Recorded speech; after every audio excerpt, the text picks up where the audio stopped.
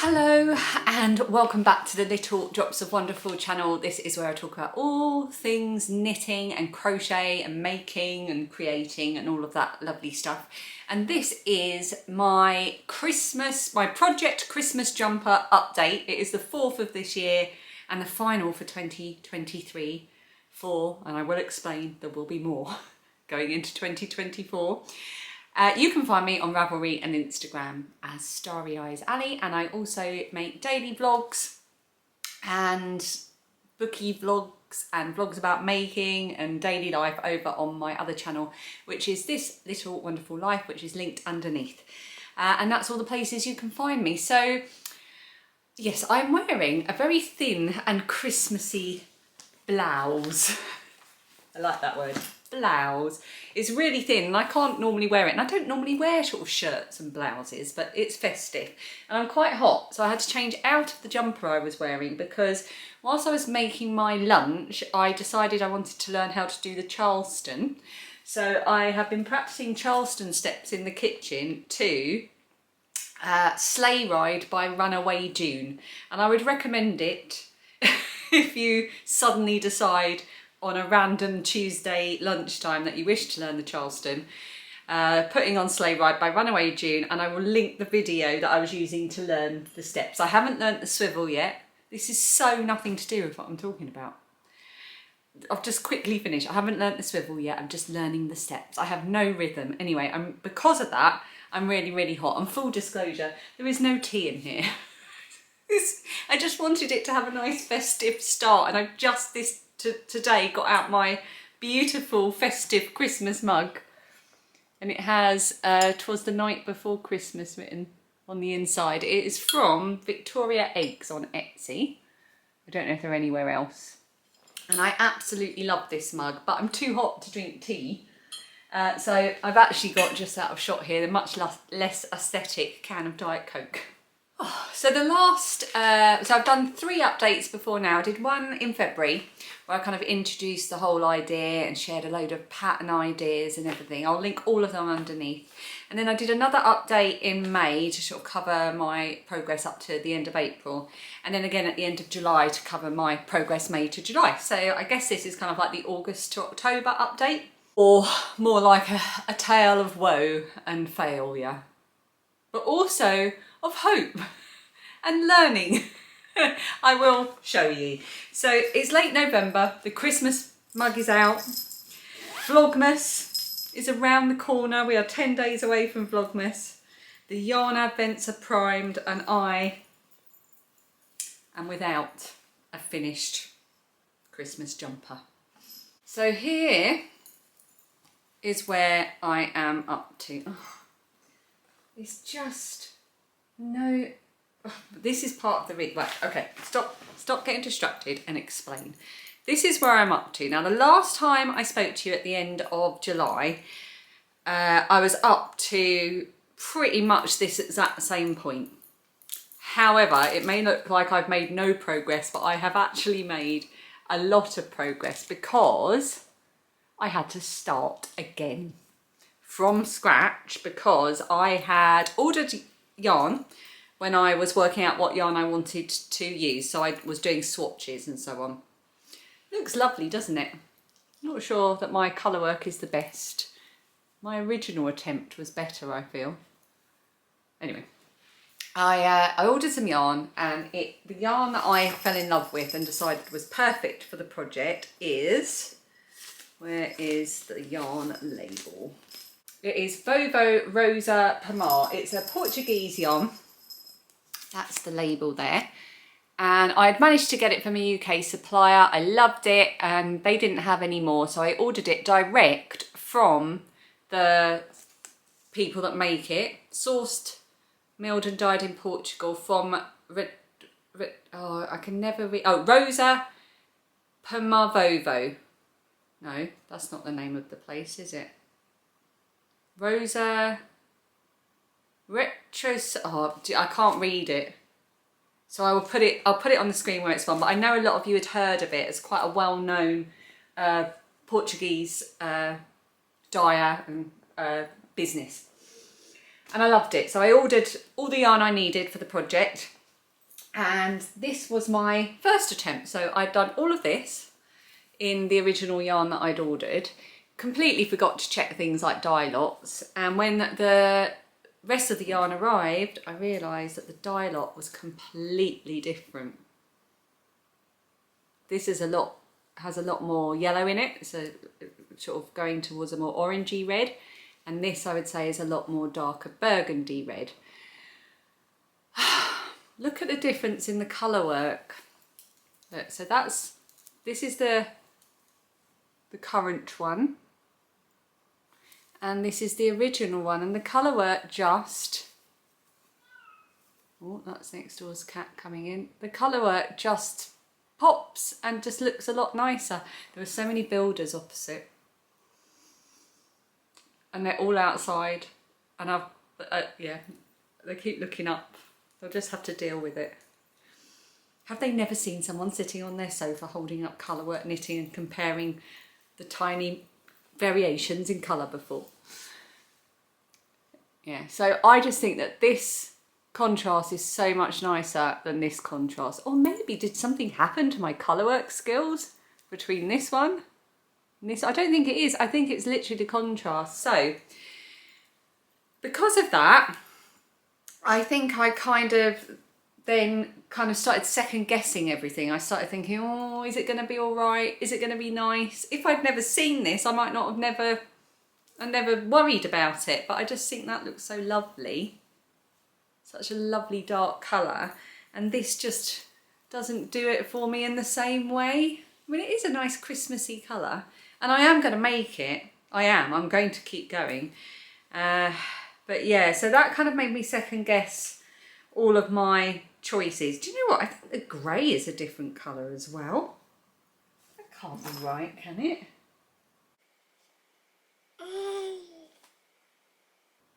Oh. So this is me realising as I'm filming, and I didn't realise before, that I think I'm going to have to start for a third time. I'm using the wrong yarn. When I ordered my yarn to swatch for it, I ordered 2 types of yarn, and ultimately I went for the Rosa Pomar, but the other one was Tin Pier Gent, which is 100% Norwegian wool.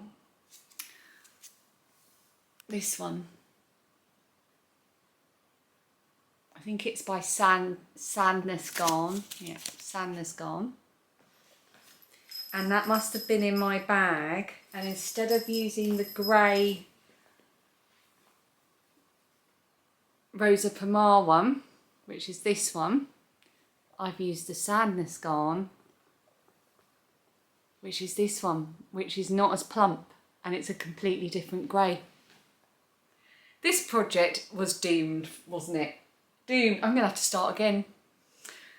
Okay, so all the notes I've made about talking about this have just gone up in the air now. So I was about to say that the reason I didn't complete the project was because, you know, life, kids, work, October, perimenopause, slightly tenuous excuse, that one. Just lack of dedication, and just my making desires, or the things that I want to make and things, are so fluid throughout the year that I think I just didn't respond well to setting myself a year-long project goal. And then combined with the fact that I had to start again and then not being as happy with it has just really put me off it. But now that I've realised that I've kind of come to the end of the year and I'm just going to have to start from scratch, I feel a bit more positive about it, because that explains why I've not been enjoying that colour work as much. It's because it's the wrong yarn. So when I'm using this plump yarn and that colour work's going to look so much better, I'm going to feel better about the project. So yeah, regardless of all of the excuses that I had, I think I've learned some lessons this year. One, please pay attention to the yarns that you're using. That is a perimenopause thing. That is a brain fog thing and a lack of concentration thing. I can't believe I did that. The first one I can get away with because it was just a colour, it was just a colour, what am I trying to say, a dye lot issue, that's fine. But using the wrong yarn entirely is ridiculous. I really enjoy the process of it. I really like it when, because I knit with both the colours in one hand, I really enjoy it when I can just pick up, pick up, pick up. It's slightly harder when there are long gaps between colours. So for example, on like the row, I'll show you on the plumper one because it's more obvious. So on the rows where you go between these motifs, I kind of have to trap the yarn there. But on the rows where it's like 2, 1, 1, 1, 1, 1, 2, 1, I can just literally knit at the same speed that I normally would, and I really enjoy that process. And I think it's going to be a beautiful jumper. I should say, by the way, that the jumper I'm working on is the Festive Yoke Pullover by Skein Deer Knits. I shall put a picture up of it in all its finished and more expert glory, because it really is beautiful. And you have the option, if you want to do all over colour work, all over, or you can stop after the yoke. And I said last time, that's one of the reasons I chose this pattern, because I didn't know how I was going to get on with a colour work garment, and it meant that if I got to the end of the yoke and it felt too overwhelming to do a full colour work, I could just stop and do plain knitting. Yeah. However, by the time I've started again, I've probably done the equivalent of a full colour work garment, so I can at least be confident in my ability to do that. But yeah, I've really enjoyed the process of thinking about it, and I think now that I'm completely set up, I know the yarn that I'm using, I know the yarn that I need to remove from my eyesight so that I don't pick it up, and I know that I want to make it, and I'm happy with the pattern. And now that I've started the pattern twice as well, the first time I did it I got really confused. The second time I did it, I could remember what I did the first time, so it wasn't confusing. I've got my size down as well, so I know exactly what size I want to make. So the third time, I'm going to be like an expert. So I've got some socks and things that you would have seen in my last video. Thank you so much for all the comments and likes and things that you'd said, or just watching my last video. It was really lovely to hear from you. And I was talking a lot about the projects I'm working on. I've got some priority things, like I want to really get cracking on my Strictly socks, and I've got a birthday gift that I'm making for Phoebe, which is nearly done. And then after I've cleared the decks with those, I think it would be really nice to start my jumper again and just start the new year and keep updating you. By this time next year in 2024, I will have a finished knitted colourwork jumper, and I may or may not, see how I feel, add into that a finished crochet Christmas jumper as well, because when I realised I wasn't going to get this done in time, I did have a crazy notion that maybe I could make a really bulky weight jumper and get it done in like a day. No. I probably could do, but I didn't have a day to sit and crochet. So I thought I would just share with you the pattern that I found, because it's so epic. I'm definitely going to finish it. I'm making it. So the pattern is a YouTube tutorial pattern. It's on the channel AC Crochets, who I've never seen before, but now that I've discovered, I'm a little bit obsessed with what she does. She does quick and easy crochet tutorials, and you follow along with her and you make the finished thing. And the pattern I found is called the the Easy and Fast Chunky Sweater. I'll link it underneath, and there's also a matching skirt to go with it, and you basically hold 4 DK weight yarns double. And if you go, I'll link the video underneath, but at the beginning she gives you lots of really good footage of her in it, and she looks like a rock star. She looks like she's in some amazing music video, or she's like guest starring, you know, some famous person guest starring in a music video. She looks amazing. If I wore the outfit with the skirt, would probably just look like a potato, but she looks amazing, and she's so clever. The way she just can put together such simple things so quickly, and the instructions are so good. So I am having a go at making the Easy and Fast Chunky Jumper, and this is how it looks so far. This is like an hour of faffing and crocheting, so that's pretty good. I feel like I barely had to put any effort in for this. I chose these colours because they reminded me of the colours used in Raymond Briggs' The Snowman. They just remind me of those kind of Christmassy, cool Christmas Raymond Briggs colours. I think the cat wants to come in one moment. She didn't want to get in here, she wanted to get into my youngest daughter's room. She likes to sleep on her bed, so then I had to go and move things and put a blanket down and all kind. Anyway, she's happy now and she's quiet. What was I saying? I was talking about the chunky jumper, wasn't I? What was I saying? I think I was going to show you the yarn that I'm using. That's it. So I am using all yarn that I had in stash. I've got 3 colours of cotton. It's all Drops Musket DK, and I'm using these 3 shades. So that is colour 09 for the kind of latte colour, colour 02 for the light blue, and this sort of light purpley colour is colour 01. And then I'm holding it together with this. I've only got this tiny little bit left and I can't remember what it's called. I used it for a amigurumi I made for Phoebe for her birthday last year, and it's like a sort of chenille yarn, but I can't remember what it is. It's acrylic and I bought it at Hobbycraft, and I had a little bit left, so I thought, I'll see how it looks if I hold that, because it's a DK weight. I thought I'll see how it looks if I hold it double with the 3 strands of cotton, and I really like it. And it's lovely, it makes it soft as well, because obviously cotton can be quite stiff and a bit not snuggly.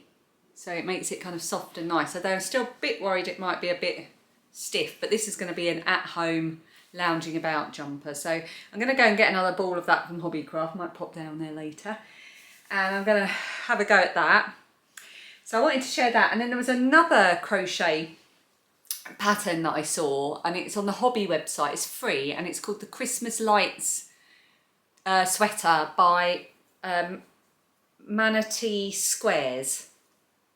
I don't think that's someone's name, must be their sort of designer name or something. Manatee Squares. It's the Christmas Lights sweater, and I really like the look of that one as well. I think that's a really fun, proper sort of Christmas jumper. So I want to quickly mention my sponsor for this video, and that is my beloved Serious Lights. Well, my Serious Light is my beloved Serious Light. I'm sure the people at Serious Lights are very nice, but I wouldn't call them my beloved. And because it's Christmas, because it's nearly Christmas, I have added a little bit of frosting. Can you hear it? It's got jingle bells on it. I was going to put some tinsel. My sister, her husband has a telescope, and every year she decorates it with tinsel and baubles. So I think my Serious Light will be getting the same treatment.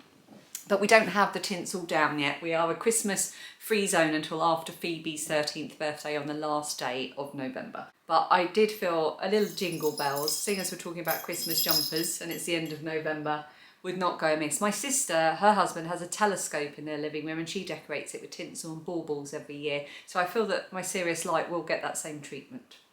But whether you decorate it or not, that's up to you. It will still provide you with hours of crafting time over the festive season, especially for me, because I'm going to be spending a lot of time frogging, it would seem. And it will also help me when I turn the light on like this. I will frog my project, and then I will say to myself, right, I will get the yarn out, and I will look at it under the light, and I will think, not this yarn, that's not the correct yarn. I will now use the correct yarn, and everything will be well, because the Serious Lights, they're hand built here in the UK, in Aylesbury, and they use daylight wavelength technology, which replicates as close as possible the daylight spectrum.